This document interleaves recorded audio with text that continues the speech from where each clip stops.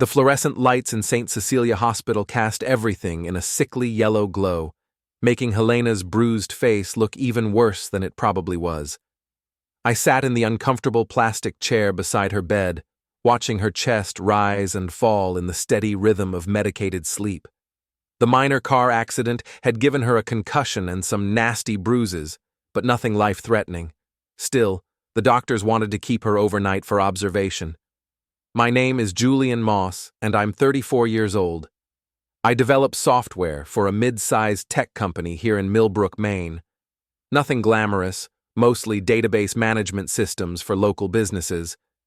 It pays well enough to afford our mid-century modern house on Elm Street, complete with smart home technology that I installed myself. Helena always joked that I was more comfortable talking to computers than people, and she wasn't wrong. Helena is 32, a Pilates instructor who runs classes at the community center and takes private clients at our home studio. At least, that's what she used to do. Lately, her schedule had become increasingly erratic, filled with mysterious late-night sessions and weekend appointments that she claimed were with high-paying private clients who prefer discretion. I should have known something was wrong weeks ago. The signs were all there, glaring at me like error messages in badly written code. Helena had become cold and distant, treating our conversations like mandatory status updates rather than genuine communication. She'd started locking her phone even when she went to shower, something she'd never done in our 6 years of marriage. When I asked about it, she'd snap that she needed to protect her client's privacy. "You wouldn't understand, Julian," she'd say with that new edge in her voice. "Not everyone wants their personal business stored in the cloud where any hacker could find it." The irony wasn't lost on me. I was the cybersecurity expert in our relationship, not her.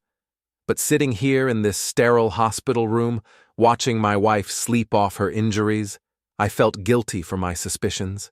Maybe I was being paranoid. Maybe the stress of her growing business was making her more protective of her professional boundaries. Maybe I was the problem, not her. Helena's phone buzzed on the bedside table, its screen lighting up with a notification. I glanced at it reflexively, but of course it was locked with a passcode. Even unconscious, my wife was keeping secrets from me. The head nurse, a stern-looking woman in her late 40s named Paula, had been checking on Helena every hour. She had kind eyes but carried herself with the no-nonsense attitude of someone who'd seen every type of human drama play out in these halls. During her previous visits, I'd noticed her watching me with an expression I couldn't quite read. Not pity, exactly, but something close to it. It was nearly midnight when Paula made her next rounds. She checked Helena's vitals, adjusted her IV, and made notes on her chart. As she prepared to leave, she paused beside my chair. "Mr. Moss," she said quietly, "you should probably get some rest. Visiting hours ended hours ago, but I understand you want to be here." "I'm not going anywhere," I replied, settling deeper into the uncomfortable chair. "She needs someone here when she wakes up." Paula's expression shifted, and she glanced around the room as if checking for eavesdroppers. Then she reached into her scrubs pocket and pulled out a folded piece of paper. "Don't come back," she whispered, pressing the note into my hand. "Check the camera." My hands shook as I unfolded the paper. In Paula's neat handwriting were the same words she'd just spoken. "Don't come back. Check the camera." "What does this mean?" I asked, but Paula was already walking away, her soft-soled shoes silent on the linoleum floor. My heart hammered against my ribs as I stared at the note. "Check the camera." We had a baby monitor system set up at home, originally intended for the dog but positioned to cover most of the main living areas. I'd installed it myself, with cloud storage and mobile access. Helena knew about it, of course. We'd used it to check on our golden retriever, Max, when we were away. With trembling fingers, I pulled out my phone and opened the monitoring app. The timestamp showed it was 12:17 a.m. I selected the bedroom camera and watched the feed load. What I saw made me cry. Leo Carter, Helena's supposed best friend, and the owner of the local CrossFit gym, was in our bedroom. He wasn't alone. He was systematically going through our dresser drawers, pulling out my expensive watch collection and stuffing the pieces into a black duffel bag. My Omega Seamaster, the Rolex submariner I'd bought to celebrate my promotion, the vintage Seiko that had belonged to my grandfather, all of it disappearing into Leo's bag. But the watches weren't the worst part. Leo moved to our closet and began rifling through the documents I kept in our small safe, the one Helena knew the combination to. Bank statements, insurance policies, investment account information, even our marriage certificate. Everything that proved our life together existed was being stolen by the man who'd been coming to our house for business meetings with my wife. I watched in horrified fascination as Leo held up one of my watches to the light, admiring it before dropping it into his bag. He was completely comfortable in our space, moving around our bedroom like he owned it, like he'd been there many times before. The timestamp on the video showed this was happening right now, while I sat in this hospital room believing I was being a devoted husband. I scrolled back through the recorded footage, my stomach churning with each revelation. There was Leo, 2 nights ago, leaving our house at 11 p.m. There he was again last week, arriving at 7 p.m. when I was supposedly at my weekly poker game.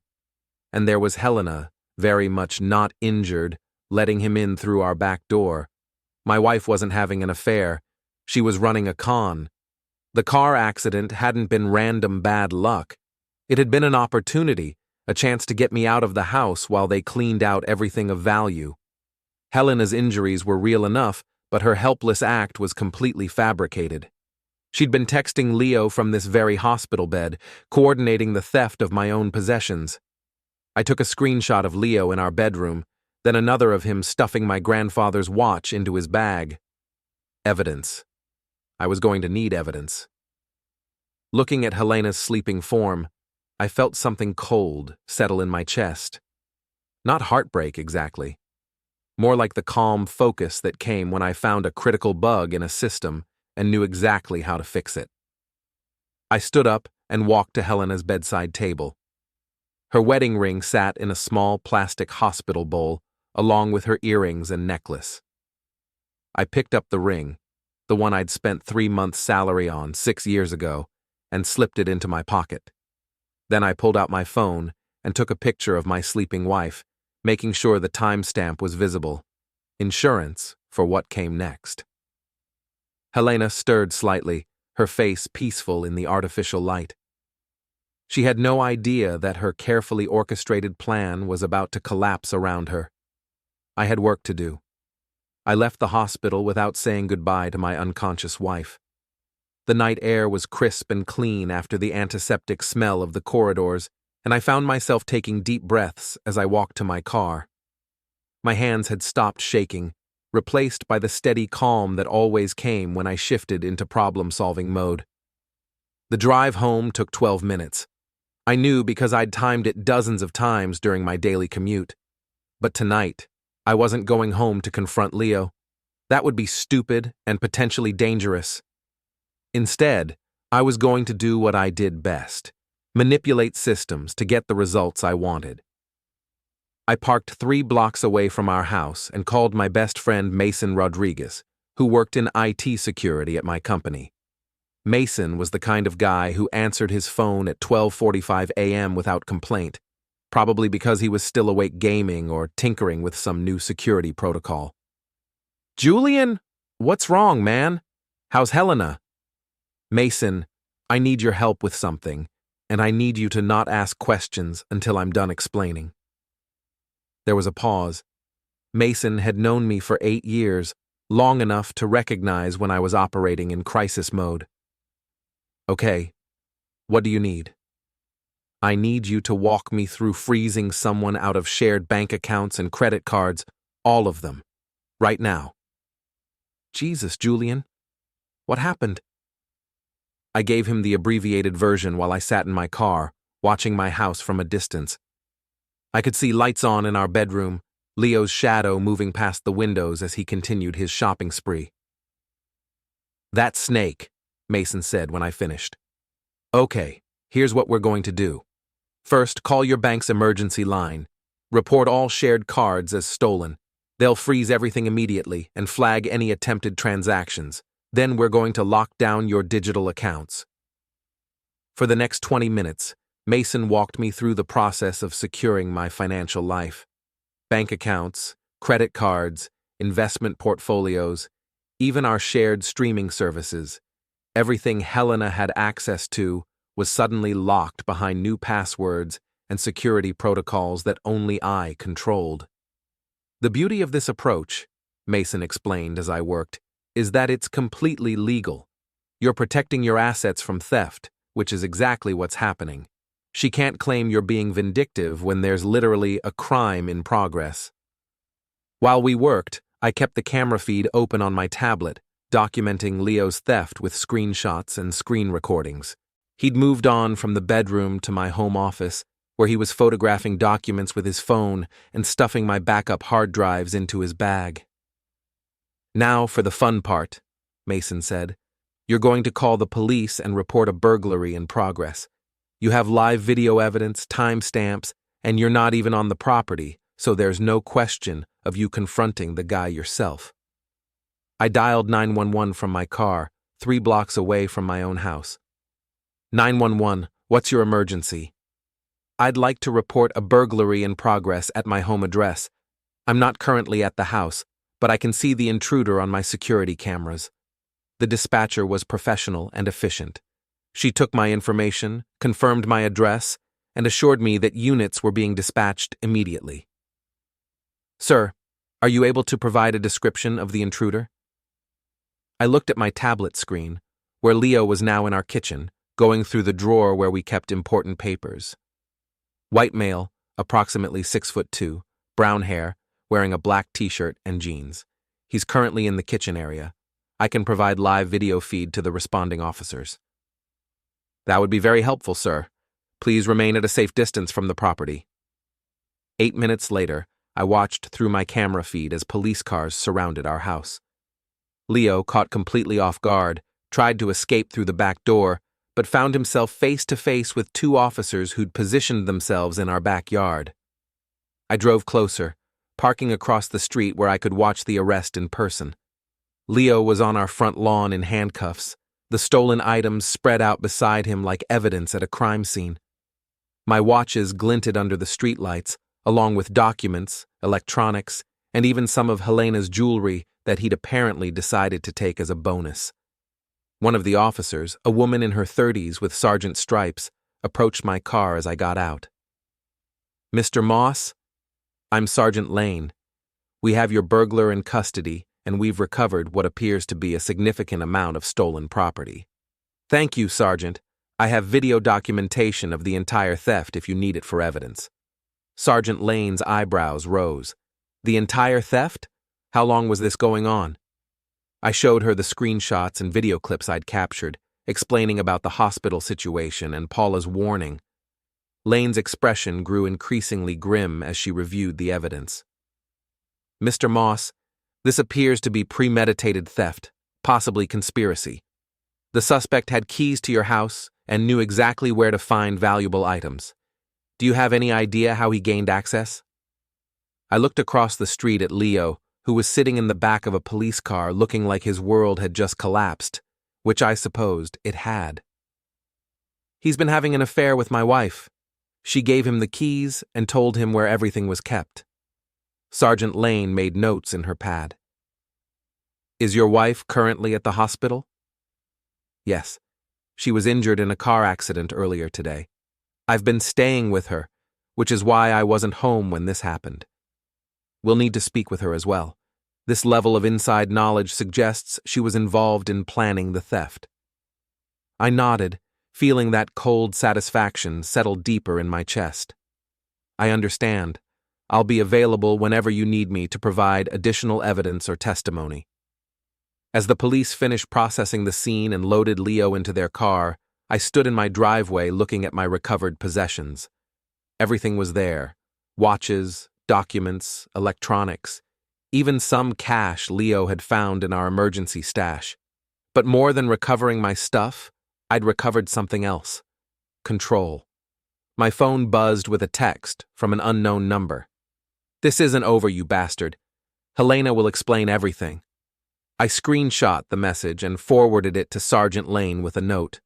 "Received this text from what I assume is the suspect's phone. Thought you should have it for evidence." Then I blocked the number and went inside my house to survey the damage.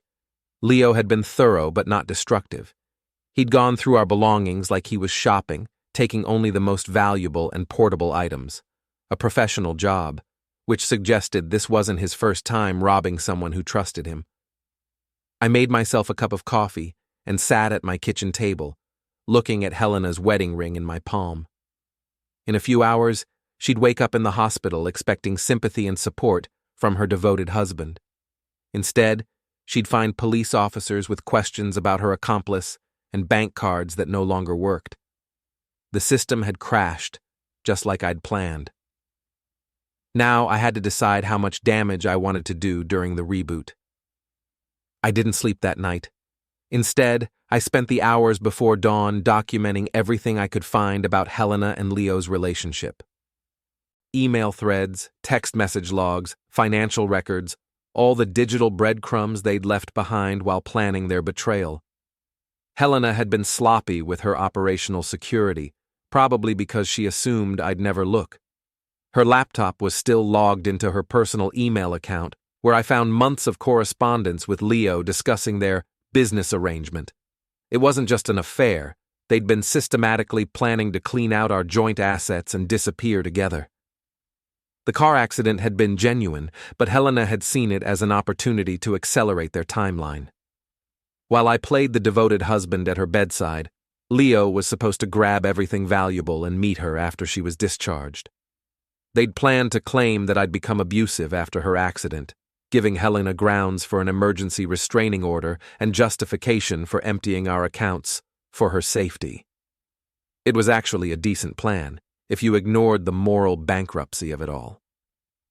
Helena knew I was conflict-averse and socially awkward. She'd counted on me being too shocked and hurt to respond effectively while they made their escape. She'd miscalculated badly. At 7 a.m., I drove back to the hospital.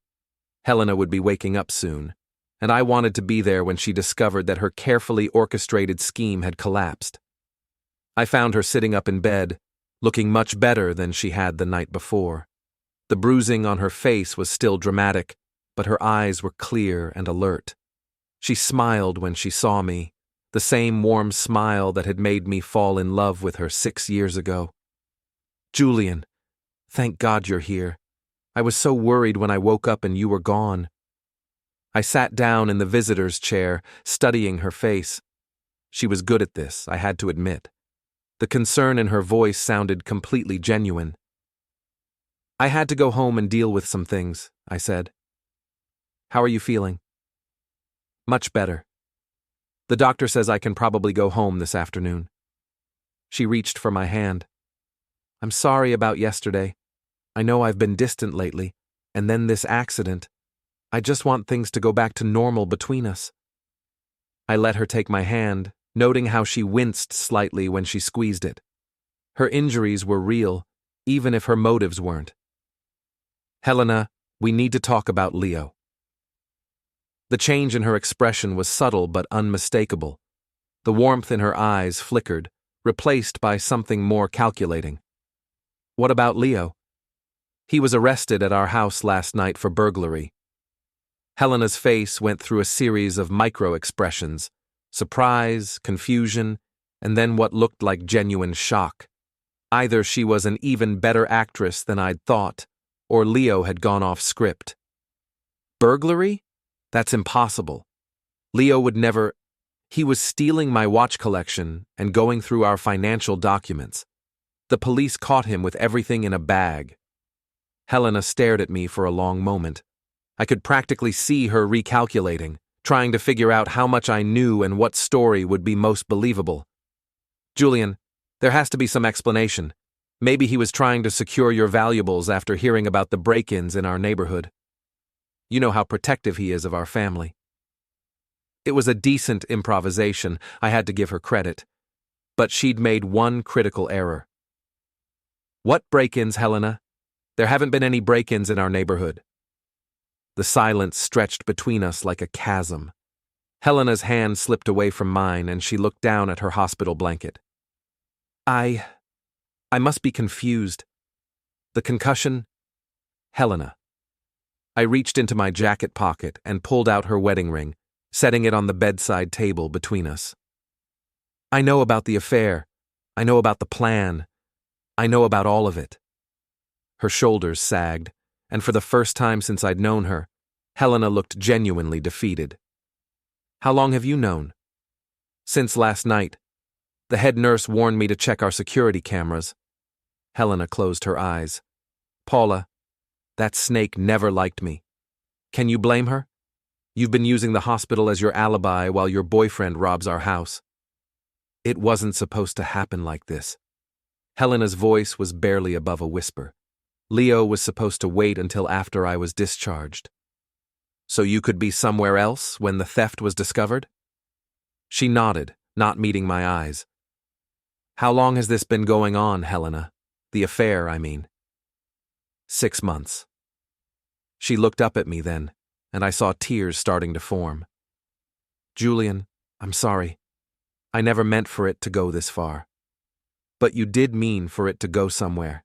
This wasn't a momentary lapse of judgment. You planned this. We needed money. Leo's gym is failing, and your income alone isn't enough to maintain our lifestyle. I almost laughed at the absurdity of it. So instead of talking to me about our finances, you decided to steal from me and run away with your boyfriend? It seemed easier than asking for a divorce. Easier for who? Before Helena could answer, there was a knock on the door. Sergeant Lane entered, followed by a younger officer I didn't recognize. Mrs. Moss? I'm Sergeant Lane with the Millbrook Police Department. We need to ask you some questions about the burglary at your residence last night. Helena's tears came in earnest then, but they looked different from the ones she'd shed for me. These were tears of fear, not remorse. I want a lawyer, she said. Sergeant Lane nodded. That's your right, Mrs. Moss. But I should inform you that Mr. Carter has already provided a statement implicating you in the planning of the theft. He claims you provided him with access to the house and information about where valuable items were kept. Helena's face went pale. He said what? He's attempting to negotiate a plea deal by cooperating with our investigation. He's provided text messages, emails, and other evidence of your involvement. I watched my wife's world collapse in real time. Leo, faced with serious felony charges, had apparently decided to save himself by throwing her under the bus. It was exactly what I would have predicted if I'd bothered to think about it. Leo was a narcissist and a coward.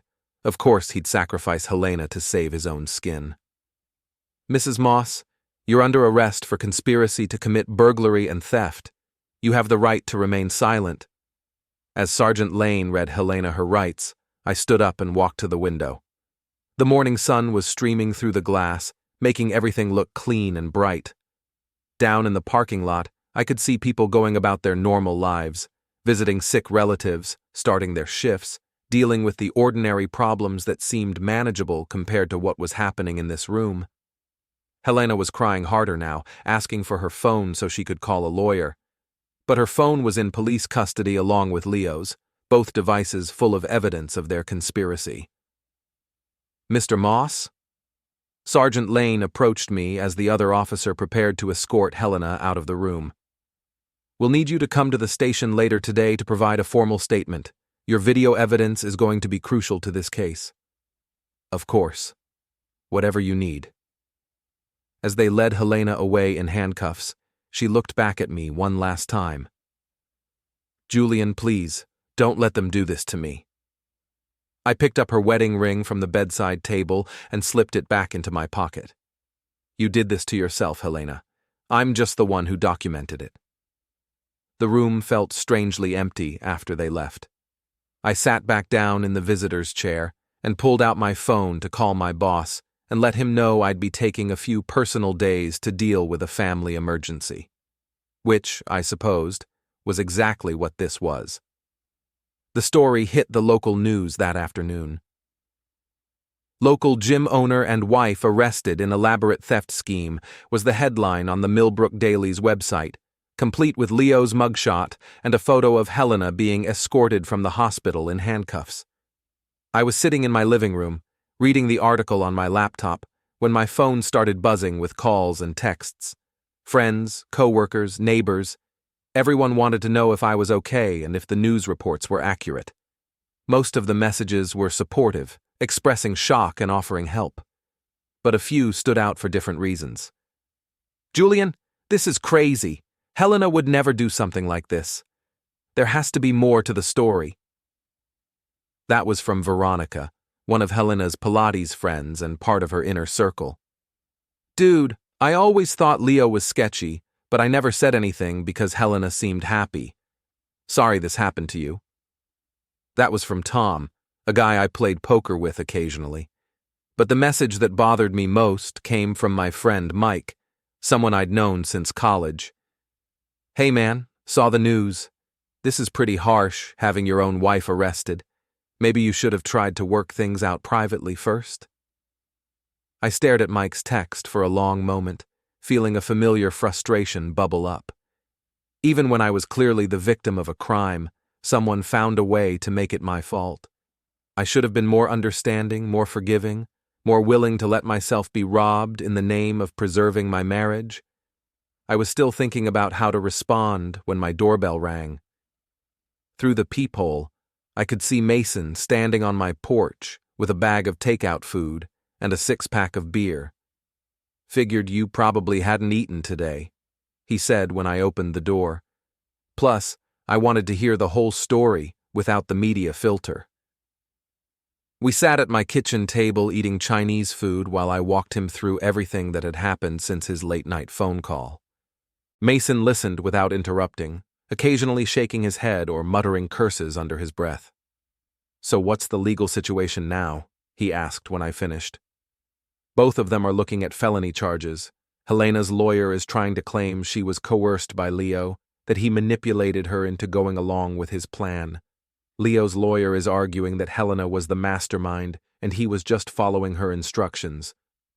Classic prisoner's dilemma. They're both trying to minimize their own culpability by maximizing the other person's guilt.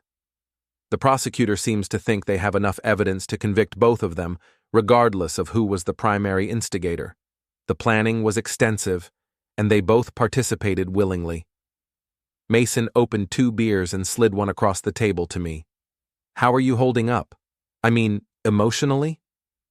It was a good question, one I'd been avoiding thinking about too deeply. How was I holding up? Honestly, I feel relieved, not happy exactly, but relieved. Like I've been holding my breath for months and can finally exhale. That makes sense. You knew something was wrong, even if you didn't know what. The worst part is how stupid I feel. All the signs were there, Mason. The late-night client sessions, the secrecy about her phone, the way she'd changed toward me. I knew something was off, but I convinced myself I was being paranoid. "You trusted your wife. That's not stupid, that's normal." Normal doesn't feel very smart right now. We drank our beer in comfortable silence for a while. Mason had always been good at knowing when to push and when to just be present. "So what happens now?" he asked eventually. "Now I figure out how to rebuild my life, I guess. Divorce proceedings will probably start soon. The house will need to be sold. I'll have to testify at their trial." "What about work? Are you planning to stay in Millbrook?" I'd been wondering the same thing. Millbrook was a small town, and this story would follow me for years. Every time I went to the grocery store or grabbed coffee, people would remember me as the guy whose wife tried to rob him. Some would be sympathetic, others would whisper about what I must have done to drive her to it. I don't know yet. My company has offices in Portland and Boston. Maybe a fresh start would be good. My phone buzzed with another text, this one from a number I didn't recognize. "Julian, this is Veronica. Helena asked me to reach out to you. She wants to explain her side of the story. Can we meet for coffee? I showed the message to Mason, who read it and snorted. Let me guess. Helena wants to convince you to drop the charges or provide character testimony about what a good person she really is. Probably. Or maybe she wants me to bail her out. Are you going to meet with her?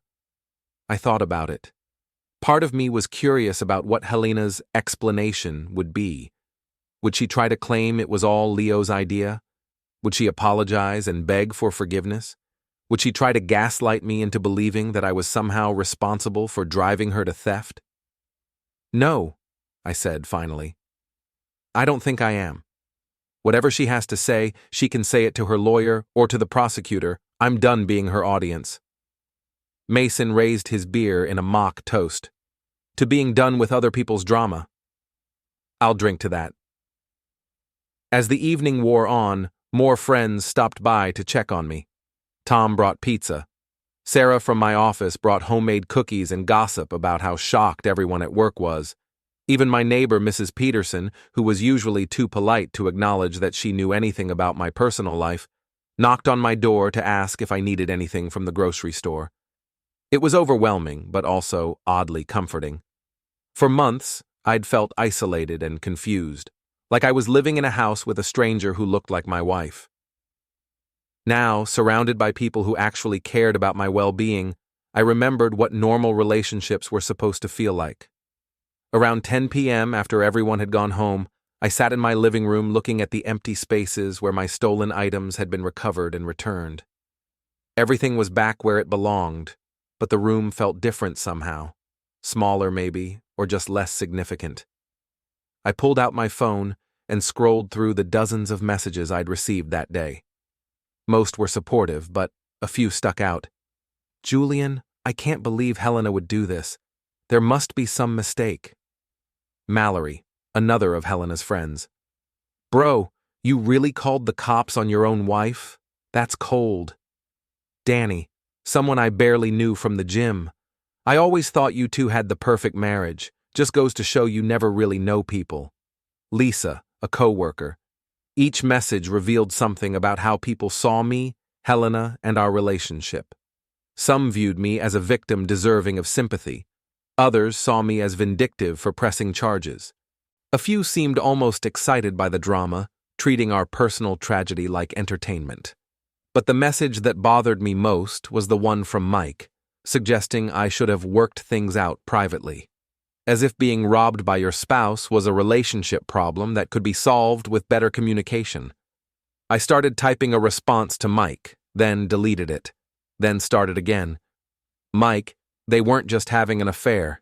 They planned to steal everything I own and disappear. This isn't a marriage counseling issue, it's a crime. I didn't have Helena arrested out of spite. I had her arrested because she committed felonies against me. I read the message twice, then hit send. Within minutes, Mike replied, I get that you're hurt, man, but she's still your wife. Maybe she was desperate or confused after the accident. Couldn't you have given her a chance to explain before involving the police? I stared at his response, feeling a familiar frustration building in my chest. Even when presented with clear evidence of criminal behavior, Mike was more concerned with preserving the institution of marriage than with justice or accountability. This time, I didn't bother typing a response. Instead, I blocked Mike's number and deleted his contact information. I was done explaining myself to people who thought being victimized was somehow my fault. 3 weeks later, I was sitting in the Millbrook County Courthouse waiting to testify in Helena and Leo's preliminary hearing. The prosecutor, a sharp woman named Jennifer Walsh, had warned me that their defense attorneys would try to paint me as a controlling husband who had driven Helena to desperate measures. They're going to argue that your immediate response to freeze the bank accounts and call police shows premeditation on your part, Walsh had explained during our preparation meeting. They want the judge to believe you were looking for an excuse to destroy your wife. How do I respond to that? With the truth. You discovered a crime in progress and took reasonable steps to protect yourself and preserve evidence. The fact that you were thorough doesn't make you vindictive. Now, sitting in the courtroom watching Helena and Leo at separate defense tables, I felt strangely calm. Helena looked smaller than I remembered, diminished by the orange jumpsuit and the institutional haircut she'd gotten in jail. Leo, meanwhile, seemed to have aged years in the past few weeks. His usual cocky demeanor had been replaced by the hunched posture of someone who finally understood the consequences of his actions. When my name was called, I walked to the witness stand and was sworn in. Prosecutor Walsh led me through my testimony methodically, establishing the timeline of events and introducing the video evidence I'd captured. Mr. Moss, when you discovered the defendant Carter in your home via the security camera, what was your first thought? I was shocked. Leo had been to our house many times as a guest. Seeing him steal from us felt like a complete betrayal of trust. Did you consider confronting him directly? No. That would have been dangerous and potentially illegal. Instead, I called the police and reported the crime in progress. Some might say your response was unusually thorough for someone who had just discovered their spouse's infidelity.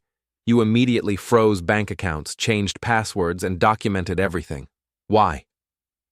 I looked across the courtroom at Helena, who was staring at her hands. Because I realized this wasn't just an affair. It was a systematic plan to steal my assets and disappear. I needed to protect myself legally and financially. Helena's attorney, a middle-aged man named Robert Chen, cross-examined me next. As predicted, he tried to paint me as controlling and vindictive. Mr. Moss, isn't it true that you had been monitoring your wife's activities for months before this incident? No. I had suspicions that something was wrong in our marriage, but I wasn't monitoring her activities. Yet you had cameras installed throughout your home. We had a pet monitoring system that covered common areas. It wasn't installed for surveillance of my wife. But you used it for surveillance of your wife. I used it to document a crime that was being committed in my home. Chen tried several more angles, suggesting that I had been financially controlling, that I had isolated Helena from her friends, that I had somehow driven her to desperation. Each time, I answered simply and factually, sticking to the documented evidence. The most difficult moment came when Chen asked about my marriage. Mr. Moss, would you describe your relationship with Helena as happy? I thought it was happy. I was wrong. Did you love your wife? I paused, looking at Helena again. She was crying silently, tears streaming down her face. Yes, I loved her. That's why this betrayal was so devastating. If you loved her, why didn't you try to work things out instead of immediately having her arrested? Because love doesn't mean accepting criminal behavior. Helena made choices that hurt me and broke the law. Love doesn't require me to ignore that or enable it. After my testimony, I sat in the gallery and listened to the rest of the proceedings. Leo's testimony was a disaster. He contradicted himself multiple times and clearly lied about several key facts. Helena's testimony was more coherent but ultimately damaging to her case. She admitted to the affair and to providing Leo with access to our home, claiming she had been emotionally manipulated into going along with his plan. The judge wasn't buying it. At the end of the hearing, both Helena and Leo were bound over for trial on felony charges. As people filed out of the courtroom, Helena's friend Veronica approached me in the hallway. Julian, I hope you're happy. You've destroyed Helena's life over some watches and paperwork. I looked at Veronica, this woman who had been in my home dozens of times, who had eaten meals I'd cooked and accepted hospitality I'd provided. Veronica, Helena destroyed her own life when she decided to commit felonies against her husband. I didn't make those choices for her. She made a mistake. She was confused and hurt after the accident. She was planning this for months before the accident. The police have the evidence. You could have forgiven her. You could have worked it out. I felt that familiar frustration rising, but this time I didn't try to suppress it. Forgiveness doesn't mean pretending crimes didn't happen. Helena didn't just cheat on me, Veronica. She systematically planned to rob me and disappear with her boyfriend. That's not a mistake. It's a betrayal so profound that it destroyed any possibility of reconciliation. Veronica stepped closer, lowering her voice. You know what I think? I think you're enjoying this. I think you like seeing Helena suffer. What I enjoy is justice. What I enjoy is not being a victim anymore. Helena was your wife. You were supposed to protect her, not destroy her. I stared at Veronica, finally understanding something that had been bothering me for weeks. To Helena's friends, I would always be the villain in this story. Not because the facts supported that interpretation, but because they needed me to be the villain to maintain their worldview where Helena was a good person who had simply made bad choices. Veronica, Helena stopped being my wife the moment she decided to rob me. Everything that happened after that was just paperwork. I walked away, leaving Veronica standing in the courthouse hallway. Outside, the late afternoon sun was warm on my face. I had taken the day off work for the hearing, and for the first time in weeks, I had nowhere I needed to be. No crisis to manage, no evidence to gather, no statements to give. I drove to the coffee shop on Main Street and ordered a large black coffee. The barista, a college student I didn't recognize, made small talk about the weather while she prepared my order. She had no idea who I was or what had been happening in my life. To her, I was just another customer on a Thursday afternoon. It felt wonderful to be anonymous. I sat at a table by the window and watched people walk by on the sidewalk. Normal people living normal lives, dealing with normal problems. Traffic tickets and mortgage payments and arguments with teenagers. The kind of manageable drama that didn't require police reports or court testimony. My phone buzzed with a text from Mason. How did it go today?